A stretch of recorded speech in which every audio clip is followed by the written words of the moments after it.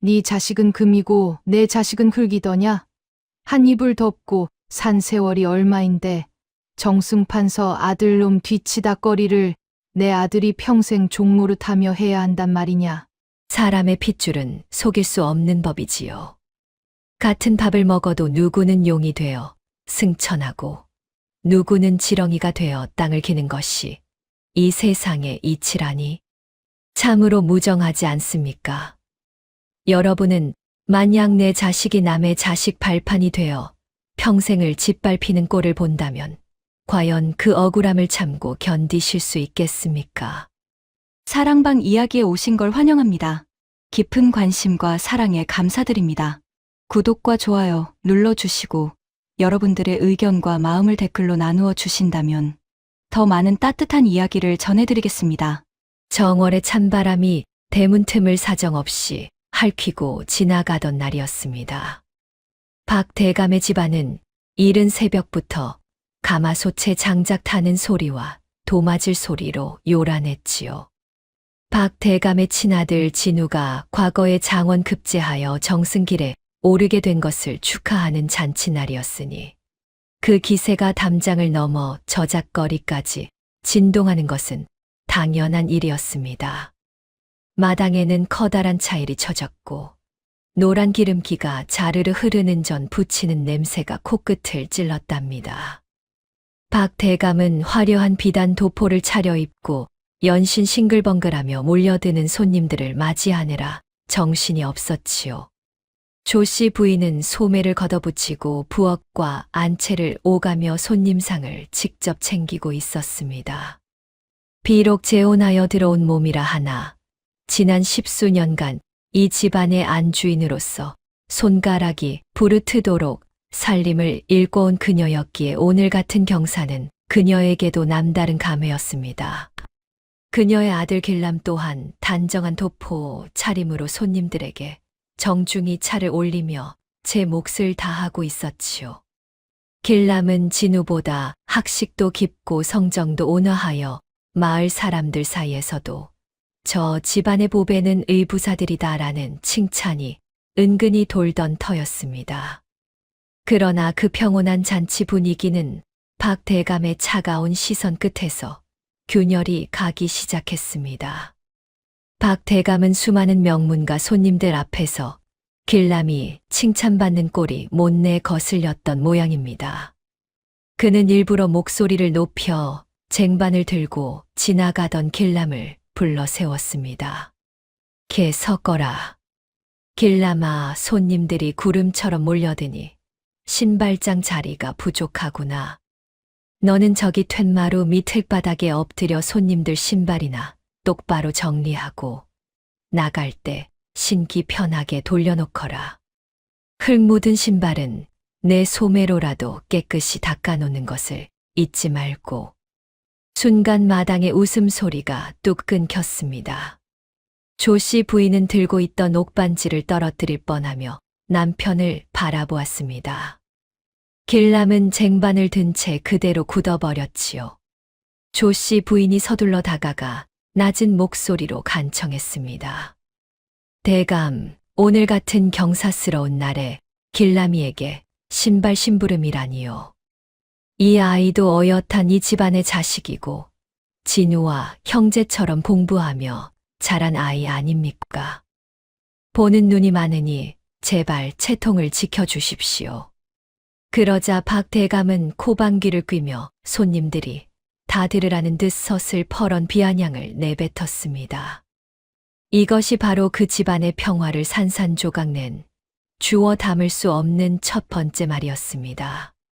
채통, 내 핏줄 진우가 정승이 되는 날에 성도 다른 놈이 곁에서 형제 행세를 하며 잔을 나누는 게 더 채통 없는 일이지. 피는 물보다 진하다더니 근본도 모르는 씨앗을 거둬 키워준 공덕을 고작 신발 정리하는 게 아깝다고 타령하느냐? 싫다면 지금 당장 이 집에서 보따리 싸서 나가도 좋다. 내 오늘부터 이놈을 자식이 아니라 종으로 다루기로 마음먹었으니. 박 대감의 선언 직후 마당 여기저기서 즉각적인 반응들이 터져 나왔습니다. 진우는 부채로 입가를 가리고 비릿한 조롱을 섞어 낄낄거렸지요. 어머니, 아버님 말씀이 지당하십니다. 길남이 저놈은 원래 화려한 옷보다 흘바닥이 어울리는 관상 아닙니까? 제 자리를 찾아가는 것뿐인데 왜 그리 호들갑이십니까? 마당을 가득 채운 군중은 결코 중립이 아니었습니다. 박 대감의 권세에 아부하려는 동네 사람들과 평소 길남의 총명함을 시기하던 주변 인물들은 날것 그대로의 독설을 보태기 시작했습니다. 남의 자식 거둬 키워준 것만 해도 은혜지. 신발 좀 만지는 게 대수인가? 피가 섞이지 않았으니 결국 남이지. 박 대감님이 참으로 인자하시네. 저런 놈도 잔치 마당에 끼워주시고 말이야. 그때 마을에서 가장 학식이 높다는 한 노인이 혀를 차며 내뱉은 말은 너무나 그럴듯해서 청취자조차 순간 고개를 끄덕이게 만들었습니다. 사람에게는 각자의 그릇과 자리가 있는 법이야. 정승판서가 될 그릇은 비단 가마를 타고 그 가마가 흔들리지 않게 바닥에 흙을 고르는 것은 낮은 그릇의 몫이지. 그것이 하늘이 정한 위계이자 순리니 저 아이도 제 분수를 아는 것이 오히려 복이 될 게야. 길남은 천천히 무릎을 꿇었습니다. 쟁반 위에 찻잔들이 가늘게 떨리며 달그락 소리를 냈지요. 그는 어머니의 절규를 뒤로 한 채 툇마루 밑 어두운 흙바닥으로 기어 들어갔습니다. 손님들의 흙 묻은 가죽신과 비단신들을 하나하나 제 손으로 정돈하기 시작했답니다. 조씨 부인의 명예와 길남이 밤새 글을 읽으며 쌓아온 모든 존엄이 그 진흙투성이 신발 밑창에 짓밟히는 순간이었습니다. 조씨 부인은 입술을 깨물어 피를 흘렸습니다. 박 대감의 그 비정한 말 한마디는 단순한 꾸짖음이 아니라 길남의 신분을 자식에서 노비로 격하시킨 돌이킬 수 없는 선고였습니다. 잔치 마당의 기름진 냄새가 길남에게는 썩은 고기 냄새처럼 역하게 느껴졌지요. 박 대감은 만족스러운 듯 너털웃음을 터뜨리며 손님들에게 술을 권했습니다. 하지만 그 웃음소리 뒤로 길남의 손등에 떨어진 뜨거운 눈물 한 방울이 흙먼지와 섞여 검게 물드는 것을 본 사람은 아무도 없었습니다. 오늘 밤 박 대감의 방에 켜진 촛불은 유난히도 일렁이며 벽면에 괴기스러운 그림자를 그려내고 있었으니 이는 장차 이 집안에 닥칠 피비린내 나는 폭풍의 예고편이었답니다. 내일 아침이면 저 잔치상에 남은 찌꺼기보다 더 추악한 음모가 길남을 기다리고 있을 것입니다. 잔치가 휩쓸고 간 박 대감의 집안은 기이할 정도로 고요했습니다. 마당 구석에는 손님들이 남기고 간 음식 찌꺼기가 얼어붙어 비릿한 냄새를 풍겼고 화려했던 등불은 기름이 다해 연기만 내뿜고 있었지요. 길남은 동이 트기도 전부터 일어나 마당의 쓰레기를 치우며 제 손을 씻고 또 씻었답니다. 어제 툇마루 밑에서 손님들의 신발을 닦으며 손톱 밑에 박힌 그 굴욕의 흙냄새가 좀처럼 가시지 않았기 때문이지요. 하지만 그는 내색하지 않았습니다. 어머니 조씨 부인이 제 방에서 가슴을 쥐어뜯으며 울고 있다는 것을 누구보다 잘 알고 있었으니까요. 잠시나마 일상의 고요가 찾아온 듯했던 그 아침, 정적을 깨뜨린 것은 안채에서 터져 나온 진우의 날카로운 비명이었습니다. 내 서책, 임금님께 진상할 귀한 필사본이 사라졌다. 어떤 쥐새끼가 내 방에 손을 댄 것이냐. 박 대감은 기다렸다는 듯 눈을 부릅뜨고 마당으로 뛰쳐나왔습니다. 그리고는 하인들을 대동하여 집안을 이 잡듯 뒤지기 시작했지요. 조씨 부인이 영문을 몰라 창백한 안색으로 마당에 섰을 때 박 대감은 길남이 머무는 행랑방 구석에서 낡은 책 보따리 하나를 끄집어냈습니다. 보따리가 풀리며 바닥에 떨어진 것은 반쯤 불에 타버린 진우의 서책이었습니다. 이놈 길람아, 정승이 될 진우의 앞길을 시기하여 감히 나라에 올릴 보물을 빼돌리고 훼손까지 했느냐? 역시 검은 머리 짐승은 거두는 게 아니었다더니 내 집안에 도둑놈을 키웠구나. 사실 그 서책은 어젯밤 진우가 술에 취해 촛불을 넘어뜨려 태워 먹은 것이었습니다. 하지만 박대감과 진우는 이를 길람의 소행으로 몰아세우기로 이미 입을 맞춘 터였지요. 길람을 아주 이 집안의 종으로 주저앉히려는 잔인한 계산이었습니다. 박대감은 조씨 부인을 향해 서슬퍼런 칼날 같은 선택을 강요했습니다. 선택해라.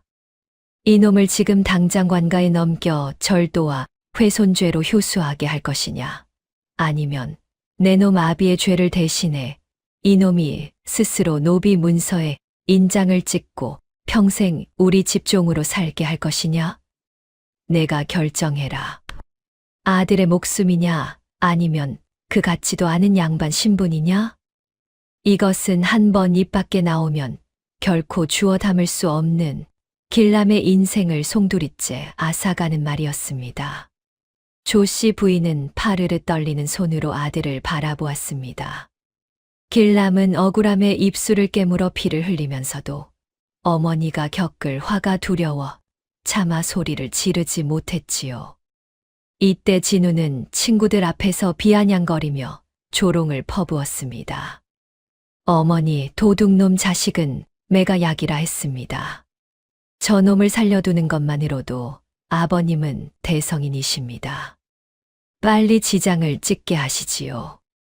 저놈은 글을 읽는 선비가 아니라 마구간 똥이나 치우는 노비가 제격입니다. 담 너머로 구경하던 동네 사람들은 확신에 찬 질투를 쏟아냈습니다. 그들은 중립이 아니었지요. 내 저럴 줄 알았지. 남의 집 살면서 공짜 밥 얻어먹더니 이제는 욕심이 하늘을 찔러 귀한 책까지 손을 대. 박 대감님이 정말 보살이네. 저런 놈을 살려줄 궁리를 다 하시고 말이야. 그때 한 장정이 내뱉은 말은 너무나 그럴듯해서 듣는 이들이 고개를 끄덕이게 만들었습니다. 사람 목숨보다 귀한 게 어디 있겠나? 신분이야 좀 낮아지면 어떤가? 죽어서 흙이 되는 것보다야 종이 되어서라도 밥 얻어먹고 사는 게 어머니를 위한 효도지. 박 대감님이 법대로 안 하시고 자비를 베푸시는 걸 감사히 여겨야 해. 조씨 부인은 결국 무너져 내렸습니다. 아들의 목숨을 살리기 위해 그녀는 제 손으로 아들을 노비의 구렁텅이로 밀어넣는 문서에 서명하고 말았습니다. 길람의 신분과 명예는 그 붉은 인장 하나와 함께 영원히 불타 없어졌습니다. 선택 직후 박 대감의 집안에는 즉각적인 반응이 터져 나왔습니다. 하인들은 이제 길람을 길람 도련님이 아닌 길람아라고 부르며 비웃었고 진우는 길람의 얼굴에 침을 뱉듯 비아냥거렸습니다. 조씨 부인의 존엄은 처참하게 손상되었고 길람은 이제 사람이 아닌 물건이 되었습니다. 박 대감은 노비 문서를 챙기며 길람의 뺨을 세차게 내리쳤습니다. 이제부터 내 이름은 길람이가 아니라 돌쇠다. 내 아들 진우의 가마 뒤를 따르며 평생 발 씻길 물이나 떠오너라. 마당 한 구석에 핀 매화꽃이 때 아닌 서리에 시커멓게 죽어가는 것이 이 가문에 닥칠 더 큰 파국과 길람의 처절한 앞날을 예고하는 듯 했답니다. 내일 아침이면 저 노비 문서의 붉은 낙인보다 더 잔인한 수욕이 길람의 온몸을 휘감게 될 것입니다. 밤새 내린 진눈깨비로 마당은 온통 질척이는 흙탕물 천지였습니다. 처마 끝에서는 더러운 낙숫물이 뚝뚝 떨어지며 바닥에 구멍을 냈고 공기는 습하고 비릿한 흙내음을 가득 머금고 있었지요.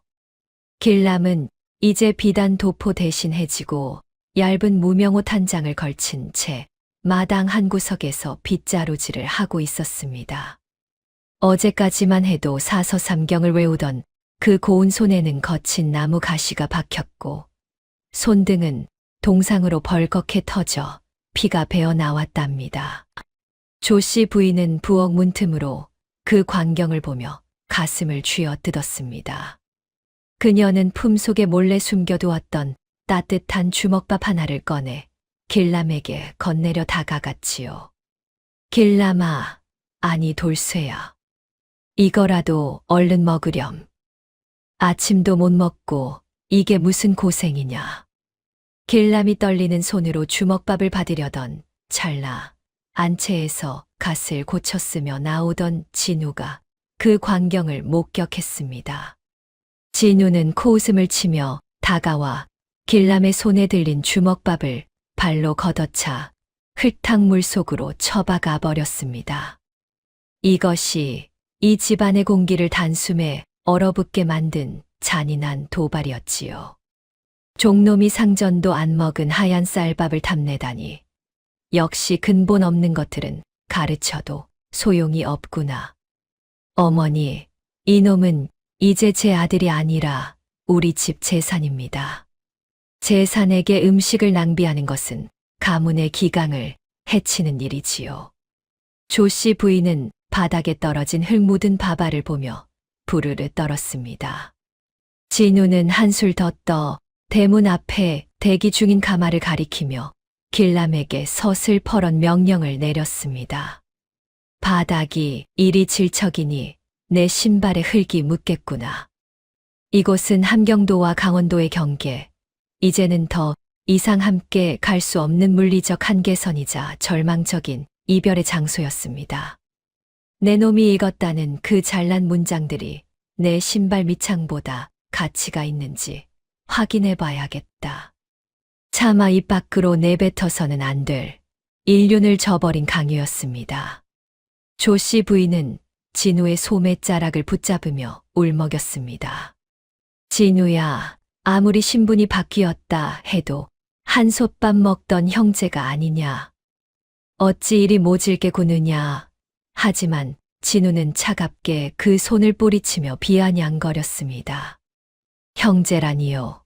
저는 장차 정승이 될 몸이고 저놈은 노비 문서에 지장 찍은 짐승입니다. 어머니도 자꾸 이러시면 이놈을 당장 장터에 팔아버릴 줄 아십시오. 결국 길람은 차가운 흙탕물 바닥에 양손과 무릎을 굽히고 엎드렸습니다. 진우는 비단신을 신은 발로 길람의 굽은 등덜미를 사정없이 짓밟으며 가마에 올랐지요. 길람의 입안에서는 신음 대신 핏물이 배어나왔고 그의 존엄은 그 질척이는 흙탕물 속으로 깊이 가라앉았습니다. 대문 밖에서 이 광경을 지켜보던 마을 사람들은 중립이 아니었습니다. 그들은 평소 길람의 고고함을 시기하던 마음을 담아 짧고 날 것의 조롱을 보냈습니다. 어이구, 저 샌님 등이 아주 튼튼한 발판이 됐구먼. 공부만 하더니 허리가 유연해. 원래 잡종은 저렇게 다뤄야 주인을 알아보는 법이지. 진우 도련님이 참으로 대범하시네. 그때 옆에 서 있던 박 대감이 뒷짐을 진 채 짐짓 엄숙한 표정으로 조씨 부인에게 말했습니다. 이 말은 너무나 그럴듯해서 듣는 이들로 하여금 고개를 끄덕이게 만드는 궤변이었지요. 부인, 너무 슬퍼하지 마시오. 저놈은 지금 땅의 무게를 배우는 중이라오. 평생 구름 위를 걷는 문장만 읽었으니 이제라도 바닥의 지늘기 얼마나 차가운지 알아야 노비 신세를 면치 못할 팔자를 견디지 않겠소. 이것이 진정으로 저놈이 이 험한 세상을 살아남게 만드는 우리 가문의 교육법이라오. 박 대감의 이 말은 조씨 부인의 가슴에 주워 담을 수 없는 비수가 되어 꽂혔습니다. 겉으로는 아들을 걱정하는 척하지만 실상은 그 영혼을 완전히 부러뜨리려는 잔인한 독설이었지요. 조씨 부인은 자신의 평판과 명예, 그리고 아들에 대한 희망이 그 흙탕물 발자국 아래에서 산산조각이 나는 것을 지켜보아야 했습니다. 진우를 태운 가마가 멀어지며 길람의 얼굴에 더러운 흙탕물을 튀겼습니다. 길람은 가마가 시야에서 사라질 때까지 그 자리에서 일어나지 못했습니다. 그의 손가락은 진흙바닥을 깊게 긁어 기괴한 무늬를 남겼지요. 조씨 부인은 깨달았습니다. 이제 이 집안에서 인간다운 정을 기대하는 것은 사치라는 것을요. 그녀의 눈에 고였던 눈물은 어느덧 마르고 그 자리에 서늘하고도 검은 불꽃이 일렁이기 시작했답니다. 가마 뒤로 남겨진 길람의 구분 등 위로 차가운 빗줄기가 다시 쏟아지기 시작했습니다. 이것은 다가올 피비린내 나는 폭풍우의 시작에 불과했으니 내일이면 저 정승 가마의 화려한 휘장 아래 감춰진 추악한 비밀이 서서히 고개를 들게 될 것입니다. 동이 트기 전에 새벽은 만물이 숨을 죽인 듯 고요했으나 그 어둠은 길람에게 더 이상 안식의 시간이 아니었습니다. 서리가 하얗게 내려앉은 문지방을 넘어서는 발끝에 시린 통증이 전해졌고 부엌 아궁이에서 뿜어져 나오는 매캐한 연기는 그의 목을 따갑게 긁어댔지요. 길람은 이제 돌쇠라는 이름으로 불리며 이 집의 가장 낮은 곳에서 꾸준히 이를 도맡는 무명의 종이 되어 있었습니다. 그는 얼어붙은 우물물을 길어 올리며 무거운 물동이를 머리에 이었답니다. 어깨를 짓누르는 무게보다 더 무거운 것은 가슴 속에 차곡차곡 쌓이는 수치심이었으나 길람의 눈빛은 오히려 새벽달처럼 맑게 빛나고 있었지요. 잠시 평온한 듯 흐르던 정적은 안채에서 들려온 진우의 거만한 목소리에 산산조각이 났습니다. 진우는 정승 판서의 위엄을 뽐내기라도 하듯 화려한 비단 옷을 걸치고 대청마루에 앉아 있었지요. 그는 마당을 지나가는 길람을 불러 세웠습니다. 돌쇠야, 이리 오너라. 날이 차니 내 발이 꽁꽁 얼었구나. 내 발 씻길 물을 떠오너라. 아주 차가운 얼음물로 말이다. 진우의 명령은 가혹했습니다. 이 추운 겨울에 얼음물로 발을 씻기라니 그것은 명백한 학대이자 모욕이었지요.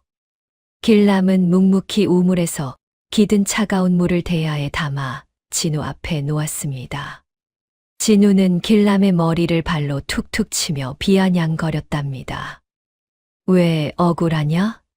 내 놈 어머니가 우리 아버지를 홀려 이 집에 들어올 때부터 너는 내 발바닥 밑이었다. 똑똑히 알아둬라. 너는 평생 내 그림자만 밟아도 죄가 되는 몸이라는 것을. 내 놈은 태생부터가 종의 씨앗이니라. 이 한마디는 길람의 심장에 주워 담을 수 없는 대못을 박았습니다. 진우는 길람의 손을 차가운 물 속에 강제로 집어넣게 하고는 제 발을 비비게 했지요. 길람의 손등은 금세 시퍼렇게 멍이 들고 감각이 무뎌졌으나 그는 입술을 굳게 다문 채 견뎠습니다. 우물가에 모여 이 광경을 지켜보던 동네 사람들은 짧고 날것의 말을 던지며 조롱을 보탰습니다.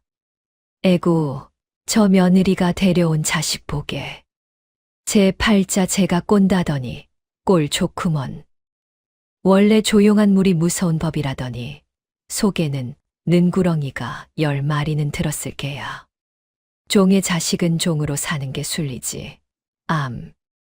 그들은 길람의 고통보다는 진우의 권세에 아부하며 자신들의 편견을 정당화했습니다. 이때 마을의 한 장정은 고개를 끄덕이며 궤변을 늘어놓았습니다. 맞는 말이야. 짐승도 제 주인을 잘 만나야 목숨을 부지하는 법인데 저놈은 정승 판서 집안에서 밥이라도 얻어먹으니 전생에 나라를 구한 게지. 저런 고생도 다 배울 게 있는 법이야. 이 말은 너무나 그럴듯하게 들려 구경하던 사람들조차 순간 고개를 끄덕이게 만들었답니다. 조씨 부인은 멀리서 이 광경을 보며 피눈물을 삼켰습니다. 그녀의 아들이 겪는 수욕은 곧 그녀 자신의 명예가 찢기는 고통이었지요. 박 대감은 그런 조 씨 부인을 바라보며 서늘하게 웃었습니다. 부인, 너무 슬퍼하지 마시오. 저놈은 지금 땅의 무게를 배우는 중이라오. 평생 구름 위를 걷는 문장만 읽었으니 이제라도 바닥의 지늘기 얼마나 차가운지 알아야 노비 신세를 면치 못할 팔자를 견디지 않겠소. 이것이 진정으로 저놈이 이 험한 세상을 살아남게 만드는 우리 가문의 교육법이라오. 박 대감의 이 말은 조 씨 부인의 가슴에 주워 담을 수 없는 비수가 되어 꽂혔습니다. 겉으로는 아들을 걱정하는 척하지만 실상은 그 영혼을 완전히 부러뜨리려는 잔인한 독설이었지요. 조 씨 부인은 자신의 평판과 명예, 그리고 아들에 대한 희망이 그 얼음물 속에서 산산조각이 나는 것을 지켜보아야 했습니다. 길람은 진우의 발을 씻기며 속으로 읊조렸습니다. 형님, 지금 당신의 발을 적시는 이 물은 훗날 당신의 눈물이 될 것입니다. 한 번 뱉은 침은 돌이킬 수 없으나 그 침이 독이 되어 돌아가는 법을 내 기어이 보여주리이다. 사방에서 불어오는 칼바람이 나뭇가지를 흔들며 기괴한 소리를 냈습니다. 그것은 이 집안의 기강이라는 가짜 평화가 무너져 내릴 것임을 암시하는 불길한 전주곡이었지요. 내일 아침이면 저 얼음물보다 더 차가운 배신의 칼날이 진우의 목을 겨누게 될 것입니다. 새벽 안개가 자욱하게 내려앉은 박 대감의 집안은 기이할 정도로 평온했습니다. 아궁이에서 타오르는 솔까지 타는 냄새가 은은하게 마당을 채웠고 행랑채 너머로 들려오는 소의 울음소리가 평화로운 농가의 아침을 알리는 듯했지요. 길람은 흙투성이가 된 마당을 비질하며 잠시 멈춰 서서 동쪽 하늘의 붉은 기운을 바라보았습니다. 비록 무명옷은 해지고 몸은 고단했으나 그의 눈빛만큼은 새벽 이슬처럼 맑고 깊었답니다. 하지만 그 고요한 평온은 안채에서 걸어 나온 진우의 가시 돋친 목소리에 산산조각이 났습니다. 진우는 화려한 비단 도포를 휘날리며 길람에게 다가와 제 손에 들린 고급 벼루와 먹을 흙바닥에 툭 던졌습니다. 돌쇠야, 내가 한때 글을 읽었다기에 특별히 명하노니 이 벼루를 깨끗이 씻어 오너라. 단 손이 아니라 내 놈의 혓바닥으로 핥아서 그 깊은 먹향을 음미하며 닦아야 할 것이다. 짐승에게 문장은 사치이나 상전의 먹물을 핥은 것은 영광이 아니겠느냐? 차마 일륜으로 담지 못할 모욕이었습니다. 조 씨 부인이 경악하며 달려나와 진우의 앞을 가로막았으나 박 대감이 뒤따라 나오며 차가운 시선으로 상황을 압도했습니다. 이것은 되돌릴 수 없는 선택을 강요하는 순간이었지요. 길람이 이를 거부하면 주인을 능멸한 죄로 즉시 관가에 넘겨질 판이었고 받아들이면 인간으로서의 마지막 존엄마저 진흙탕에 처박히는 꼴이었습니다. 진우는 조롱 섞인 웃음을 터뜨리며 조씨 부인을 비아냥거렸습니다. 어머니, 너무 정색하지 마십시오. 이놈이 입만 열면 성현의 말씀을 짓거리기에 그 입에 진짜 학문의 맛을 넣어주려는 제 깊은 배려입니다. 아니면 이놈의 혓바닥이 너무 귀해서 상전의 벼루도 못 닦겠다는 것입니까? 대문 밖에서 장을 보러 가던 동네 사람들은 이 기괴한 광경을 보며 걸음을 멈췄습니다. 그들은 중립이 아니었지요. 평소 길람의 단아함을 시기하던 이들은 짧고 날 것의 조롱을 보태기 시작했습니다. 어이구, 저 새님 혓바닥이 오늘 호강하네. 비싼 먹물 맛을 다보고 말이야. 원래 제 분수를 모르는 놈들은 저렇게 입을 다스려야 하는 법이지. 진우 도련님이 참으로 엄격하게 가문을 다스리시네. 군중의 말들은 칼날이 되어 길람의 가슴을 후벼 팠습니다. 이때 박 대감이 짐짓인자한 표정을 지으며 조씨 부인에게 내뱉은 말은 너무나 그럴듯해서 청취자조차 순간 고개를 끄덕이게 만들었습니다. 이것은 이 야담의 서사를 지배하는 가장 강력한 궤변이었지요. 부인, 너무 슬퍼 마시오. 진정으로 하늘의 뜻을 알려면 먼저 땅의 흙맛을 보아야 하는 법이라오. 이놈이 평생 머리로만 읽던 글자들을 이제 혀끝으로 느끼게 하려는 것이니 이것이야말로 가장 혹독하면서도 고귀한 교육이 아니겠소.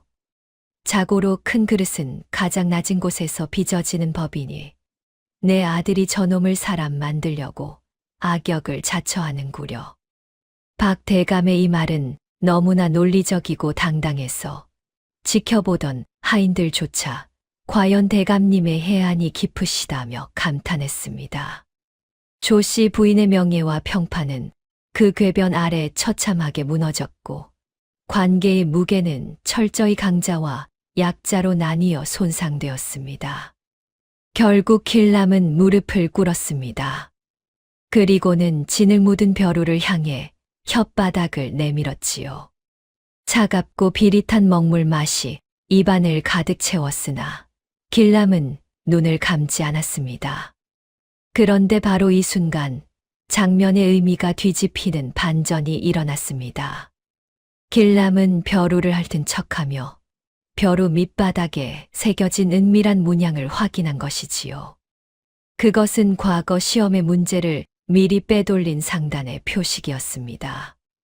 지금껏 진우에게 당하며 바닥을 기었던 길람의 행위는 무능함 때문이 아니었습니다. 지린유가 가진 부정의 증거에 가장 가까이 다가가기 위해 그는 스스로를 낮춰 적의 발치까지 기어 들어간 것이었지요. 굴욕의 순간은 이제 길람에게는 승리를 위한 증거 수집의 시간이 되었습니다. 길람은 입가에 검은 먹물을 묻힌 채 고개를 들었습니다. 그의 눈에는 복수보다 차가운 확신이 서려 있었지요. 진우는 그것도 모른 채 길람의 머리를 밟으며 가마에 올랐습니다. 오늘 내 입술을 적신 그 검은 먹물이 조만간 내 아비의 이름 석자를 영원히 지워버리는 낙인이 될 것이다. 길람이 속으로 삼킨 이 저주는 새벽바람을 타고 박 대감의 집안을 서늘하게 훑고 지나갔습니다. 담벼락 밑에 핀 하얀 매화가 검은 낙숫물에 물드는 것이 이 가문에 닥칠 피할 수 없는 파국을 암시하고 있었답니다. 눈송이가 소리 없이 내려앉아 세상을 하얗게 지우던 밤이었습니다. 박 대감의 서재는 화로에서 타오르는 숯불의 온기와 은은한 지등의 불빛으로 아늑하고도 고요했지요. 길람은 서재 구석에서 벼루를 닦고 종이를 정돈하며 묵묵히 제 소임을 다하고 있었습니다. 비록 노비의 신세로 전락했으나 먹을 갈고 붓을 잡는 그의 손길은 여전히 선비의 기품이 서려 있었답니다.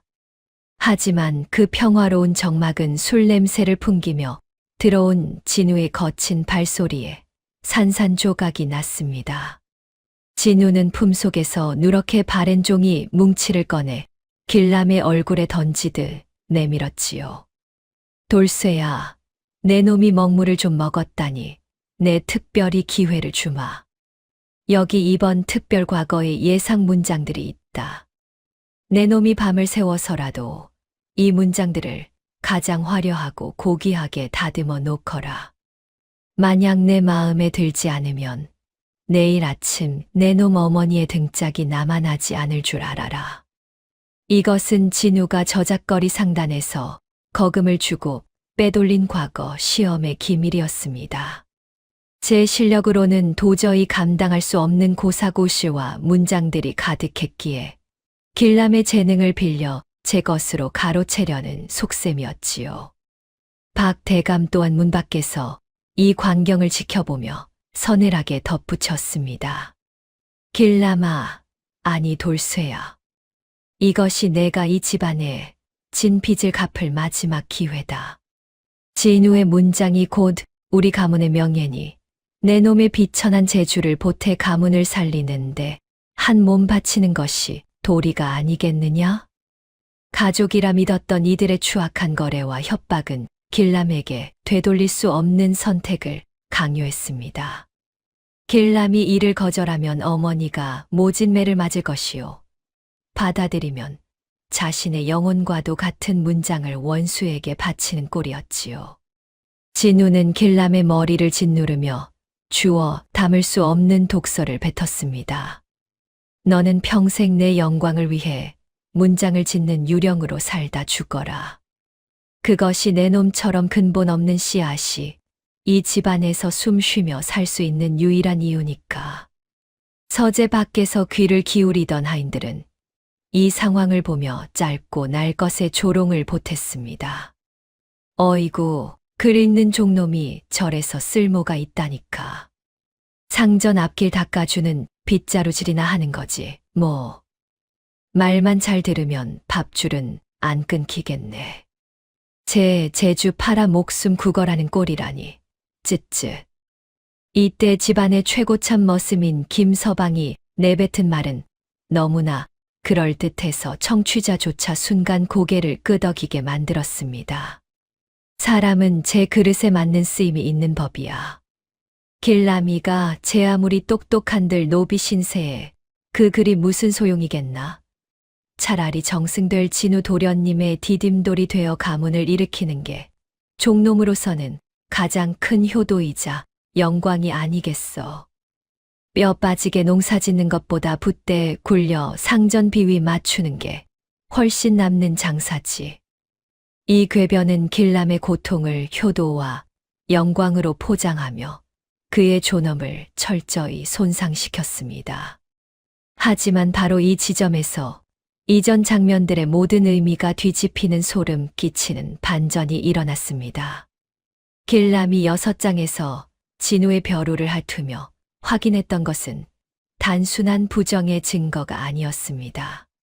그는 벼루에 묻은 먹의 성분과 진우가 즐겨 쓰는 종이의 결을 파악하여 오직 진우만이 쓸 수 있는 독특한 필체를 완벽히 복제할 준비를 마쳤던 것이지요. 길람이 지금까지 진우의 발을 씻기고 침뱉음을 당하며 바닥을 기었던 것은 굴복해서가 아니었습니다. 진우의 모든 습관과 채취, 그리고 그가 사용하는 문구의 한계를 파악하기 위한 치밀한 관찰의 과정이었던 것입니다. 길람은 진우가 준 종이의 붓을 들었습니다.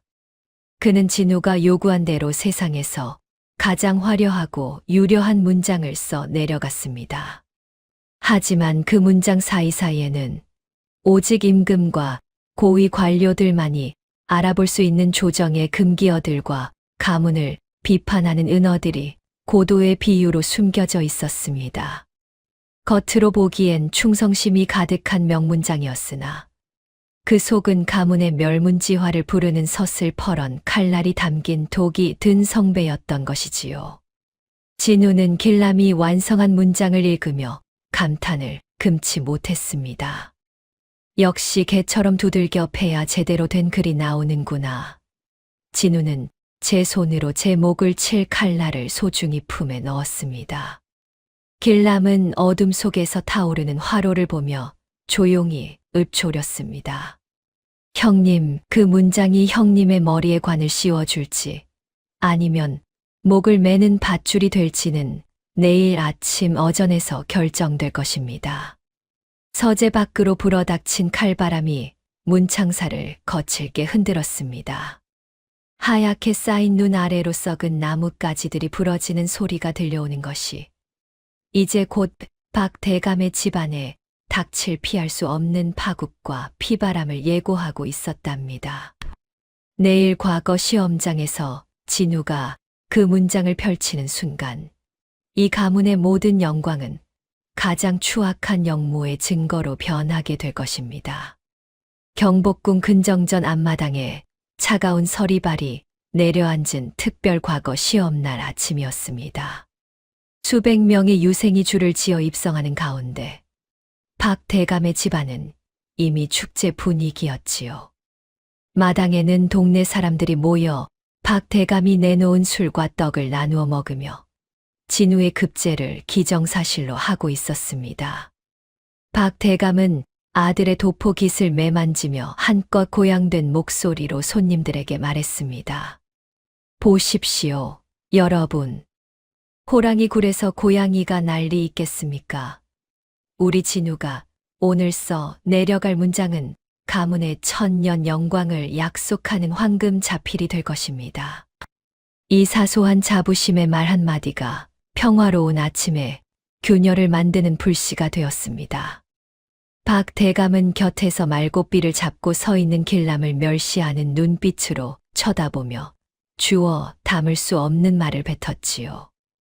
돌쇠야, 내 놈은 여기서 가만아 지키며 내 상전이 용이 되어 승천하는 꼴을 똑똑히 지켜보거라. 내 놈의 비천한 재주가 우리 가문의 밑거름이 된 것을 영광으로 알고 말이다.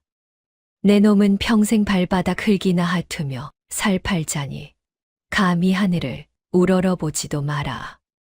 진우 또한 가마에 오르며 비아냥거렸습니다. 아버님, 저놈의 혓바닥에 묻은 먹물이 아깝습니다. 오늘 제 문장이 세상을 뒤덮으면 저놈은 그저 제 가마 뒤를 따르는 그림자조차 아까운 짐승이 될 것입니다. 대문 밖을 메운 군중은 박 대감의 말에 열광했습니다. 그들은 길람의 억울함보다는 박 대감의 권세에 눈이 멀어 편견에 찬 조롱을 보탰지요. 핏줄이 어디 가겠어. 정승 집안에 정승 나는 게 순리지. 저 종놈은 전생에 무슨 덕을 쌓았길래 상전의 장원 급제 길을 지킨대. 복도 많아, 쯧쯧. 이때 마을에서 가장 입담이 좋다는 이 서방이 내뱉은 말은 너무나 그럴듯해서 청취자조차 순간 고개를 끄덕이게 만들었습니다. 세상사가 다 그런 것 아니겠나? 누구는 머리가 되고 누구는 발이 되어야 수레가 굴러가는 법이지. 길라미가 저렇게 헌신해서 진우 도련님이 앞길을 열어주면 그게 결국 가문 전체의 복이지. 낮은 자가 높은 자를 받드는 게 어찌 억울한 일인가. 그것이 이 나라를 지탱하는 가장 고귀한 희생이자 질서인 것을. 이 궤변은 길람의 고통을 희생과 질서로 포장하며 그의 존엄을 철저히 무너뜨렸습니다. 박 대감은 그 말을 들으며 흡족한 미소를 지었지요.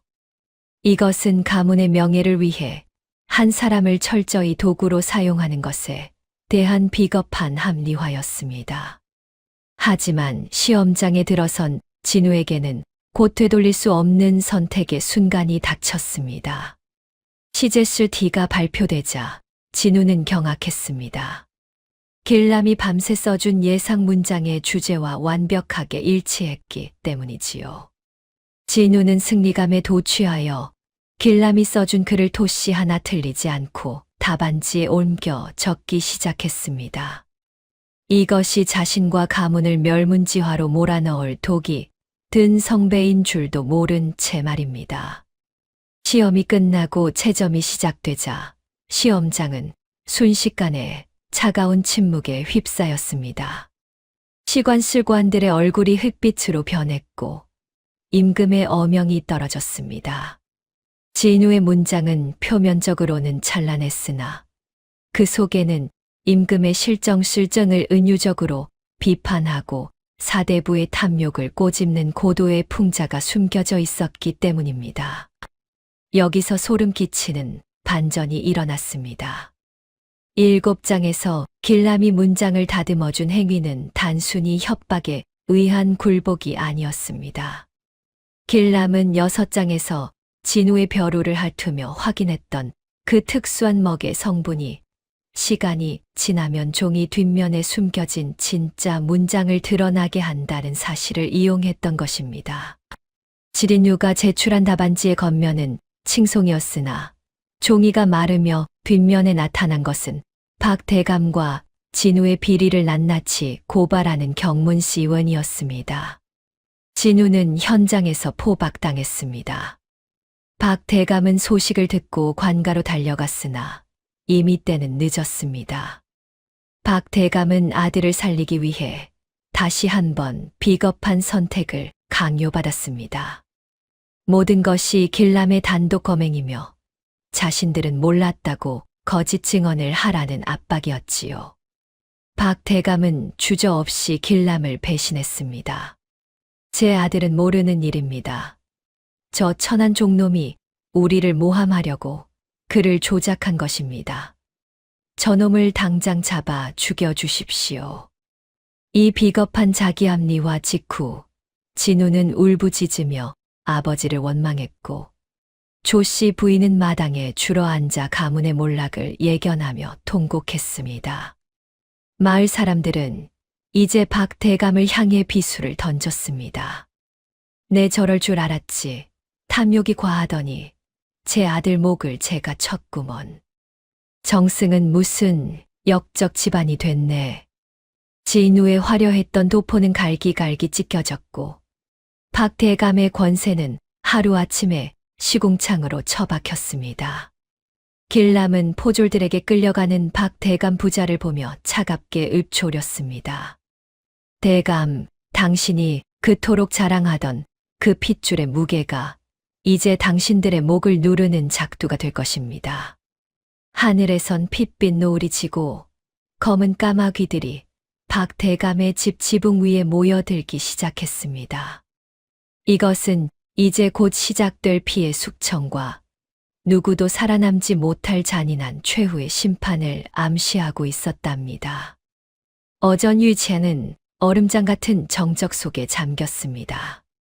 박진우가 제출한 답안지 뒷면에 떠오른 붉은 경문은 임금의 눈동자를 분노로 불타게 만들었지요. 길람이 설치한 문체의 덫은 단순히 비유에 그치지 않았습니다.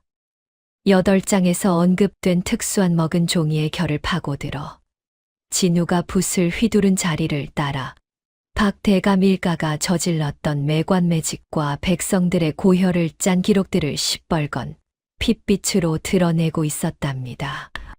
박 대감은 궁궐 바닥에 머리를 짓박으며 절규했습니다. 이것은 목숨을 구걸하기 위한 처절하고도 비겁한 선택이었지요. 전하, 저놈은 제 아들이 아닙니다. 제 처가 데려온 근본 없는 노비놈이 우리 가문을 멸문시키려 꾸민 간계입니다.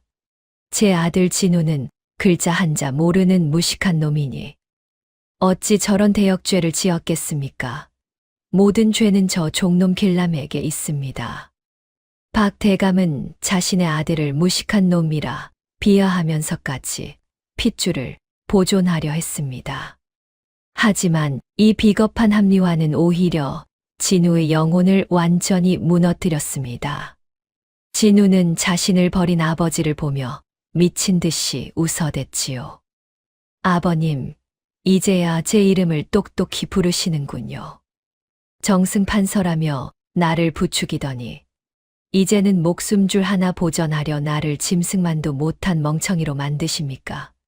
전하, 저 글은 제가 쓴 것이 맞습니다.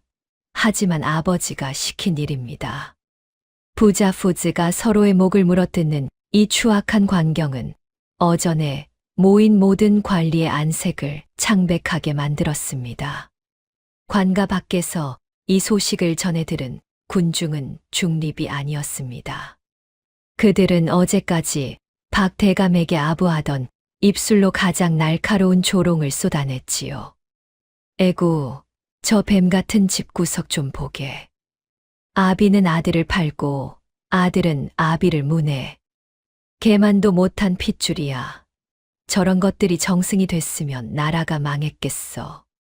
진작에 종놈으로 다스렸어야 했는데. 쯧쯧. 이때 군중 속에서 유난히 목소리가 컸던 한 노인이 내뱉은 말은 그럴듯한 독설이 되어 사람들의 고개를 끄덕이게 만들었습니다. 사람의 천성은 고칠 수 없는 법이야. 박 대감이 저 종놈을 자식처럼 키워줬더니 결국 주인 목을 치는 칼이 되어 돌아오지 않았나. 배은망덕한 종놈이나 제 자식 하나 간수 못한 박 대감이나 매한가지지. 근본 없는 것들을 집안에 들인 것이 이 집구석의 가장 큰 죄야. 이 궤변은 길람의 인내를 배은망덕으로 치부하며 그의 명예를 다시 한번 손상시켰습니다. 하지만 임금은 길람을 불러 세웠습니다. 길람은 노비의 옷을 입은 채로 당당히 허리를 폈습니다. 그는 박대감이 숨겨두었던 진짜 노비 문서와 자신이 직접 기록해온 박대감의 비리 장부 원본을 바쳤지요. 전하, 신은 신부는 노비였으나 마음은 단 한 번도 선비의 도를 저버린 적이 없습니다. 이 문장은 신의 복수가 아니라 이 나라의 기강을 바로잡으려는 마지막 충심입니다. 결과는 참혹했습니다. 박대감은 전 재산을 몰수당하고 가문의 이름이 족보에서 지워진 채 변방의 관노관노로 유배되었습니다. 오만방자했던 진우는 신분이 노비로 강등되어 자신이 흙탕물에 처박았던 길람의 발을 평생 씻겨야 하는 형벌을 받았지요. 말과 신분 그리고 평생 지켜온 존엄이 한순간에 시궁창으로 떨어진 것입니다. 길람은 이제 정승의 관복을 입고 박대감의 집 마당에 섰습니다. 가마에서 내린 그의 발 아래 엎드린 것은 비단 옷이 갈기갈기 찢어진 채 눈물을 흘리는 진우였습니다. 진우는 길람의 신발에 묻은 흙을 제 소매로 닦으며 목숨을 구걸했지요. 조씨 부인은 그 광경을 보며 소리 없이 오열했습니다. 하지만 그것은 기쁨의 눈물이 아니었습니다. 한때 지압이라 불렀던 자와 아들이라 믿었던 자가 짐승보다 못한 처지가 된 것을 보며 인간의 본성이 얼마나 추악한지 깨달았기 때문입니다.